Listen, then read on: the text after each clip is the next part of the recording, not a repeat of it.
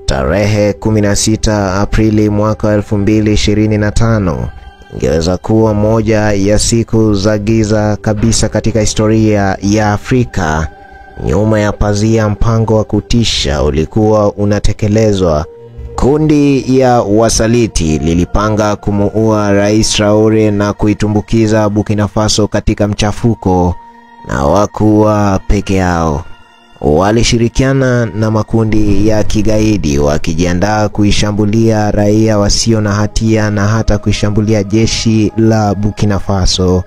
Mpango huo ulikuwa umeundwa kwa ustadi kiasi kwamba karibu ifaulu, lakini basi jambo la ajabu lilitokea. Wanajeshi mashujaa wa Burkina Faso walikataa kuisaliti nchi yao.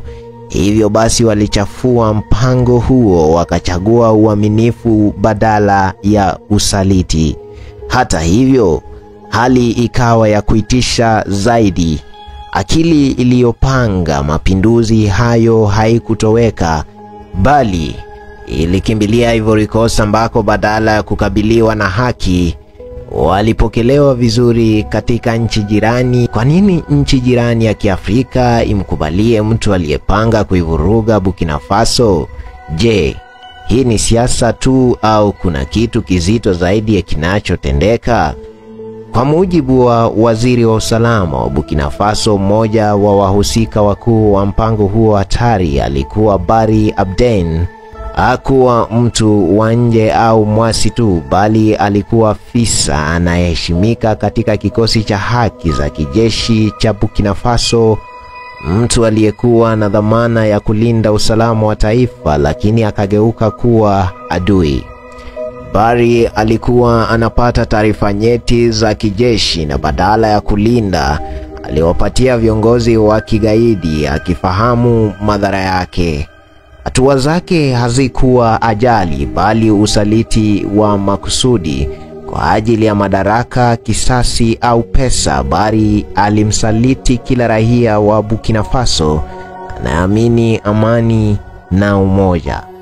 Barry hakutenda peke yake, wala alitumia ushawishi wake kuwavuta wengine kuingia katika njama yake ovu.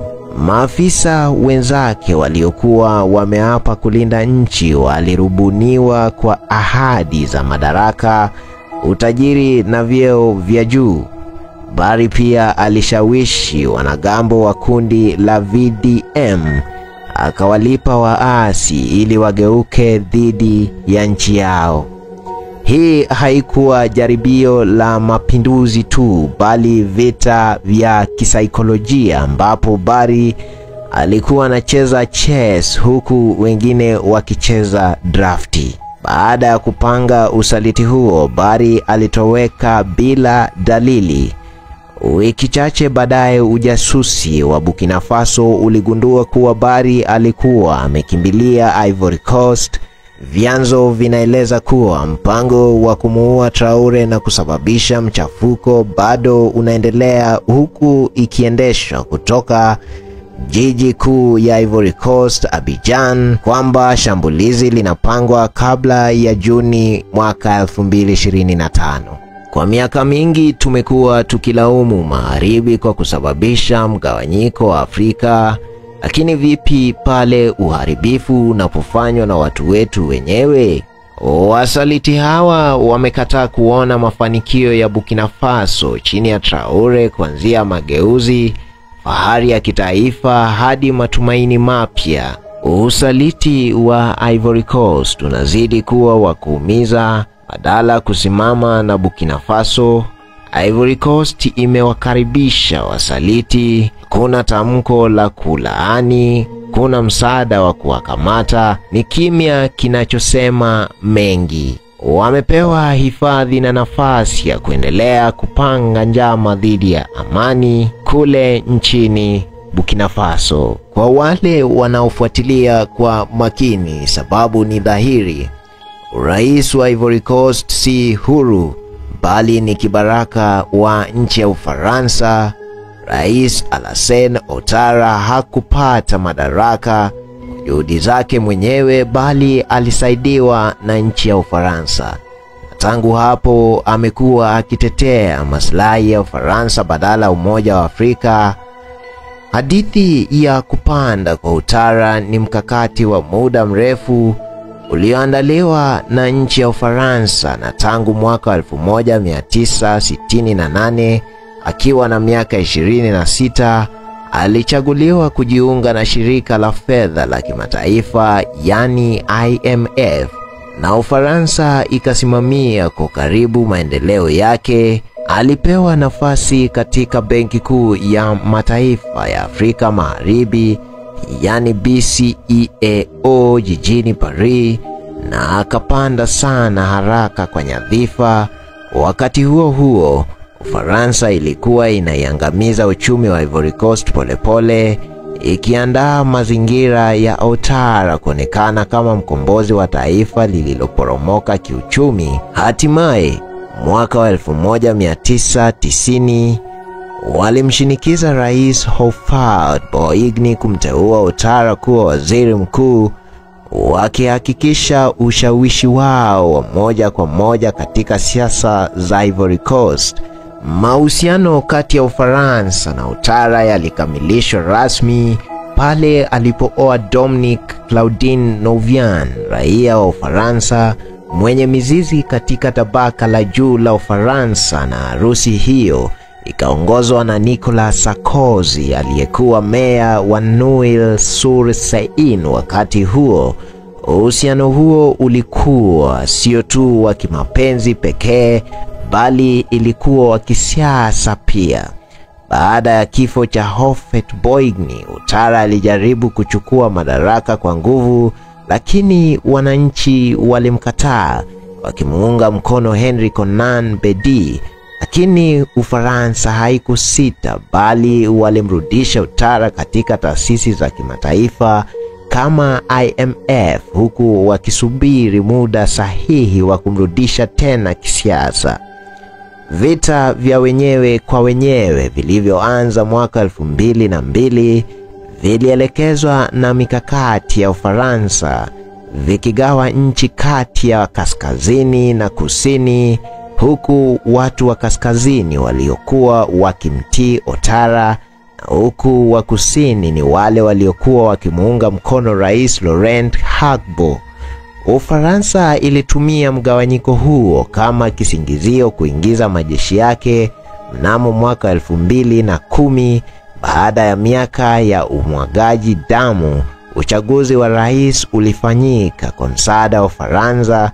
Ouattara aliteuliwa kuwa rais kupitia nguvu wa kijeshi badala ya demokrasia. Majeshi yake na wale waliomtii waliwaua maelfu wa raia wasio na hatia, makumi ya maelfu walikimbia makazi yao, na uchumi wa Ivory Coast uliendelea kudorora. Baada ya ushindi wa nguvu, Ouattara alikabidhiwa urais, huku Ufaransa ikiendelea kudhibiti mambo kwa siri. Na sasa mkakati kama huo unatekelezwa dhidi ya Burkina Faso na Rais Traore kwa sababu ya ujasiri wa Traore wa kupinga ukoloni mamboleo wa Ufaransa na kuhamasisha mapinduzi kati ya eneo la Sahel. Ufaransa imekasirika na kuipoteza udhibiti wa madini ya uranium kutoka Niger na dhahabu kutoka Burkina Faso, huku Ufaransa sasa ikirejea kwenye mbinu zake za kale ya kuleta mchafuko na kuwapandikiza vibaraka. Mpango wa kumuua Traore na kuwapa hifadhi wasaliti Ivory Coast na kuendesha propaganda dhidi ya Traore umebainika wazi kabisa. Rais Traore alionya kuhusu hili, lakini wengi hawakumwamini. Sasa ukweli uko wazi.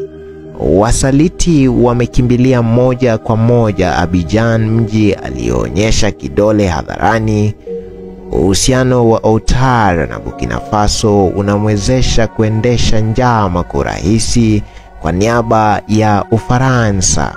Kwa msaada wa kifedha na kisiasa kutoka Ufaransa, Ouattara aliwapa wasaliti makao na rasilimali ya kupanga mashambulizi mapya. lakini mpango wao ulishindwa na sasa wamemkimbilia Abidjan tena, wakilindwa hadharani. Vyombo vya habari vya Ivory Coast vimeendeleza kampeni ya kumchafua Traore, wakimuita dikteta na muuaji, taarifa zinazoonyesha kuwa hii si mara ya kwanza Ivory Coast kushiriki njama dhidi ya Traore. Angalau majaribio matatu ya mapinduzi yamepangwa na kufadhiliwa kutoka Ivory Coast. Katika hotuba yake ya kihistoria mjini Ouagadougou, Traore alifichua hadharani kwamba kuna kituo cha operesheni kilichofadhiliwa na Ufaransa na kuungwa mkono na Ivory Coast na Benin, kikiwa na lengo la kuinyamazisha Burkina Faso. Watu walidhani ni paranoia, lakini sasa ukweli umejidhihirisha. Swali linabakia, tunaishi katika aina gani ya Afrika ambapo taifa moja linashirikiana na maberuberu kuangamiza taifa lingine? Tunazungumzia kuhusu umoja, lakini usaliti wa viongozi kama Ouattara unaonyesha jinsi gani bara letu bado linaweza kudhibitiwa kirahisi. Mabadiliko yanawezekana. Mabadiliko yatatokea pale ambapo Afrika watachagua uaminifu dhidi ya rushwa, umoja dhidi ya usaliti na uzalendo dhidi ya ukibaraka. Ni hapo tu ndipo Afrika itaanza kupona. Ni hapo tu ndipo viongozi kama Traore watasimama peke yao. Jina langu limekuwa Brian Odhiambo.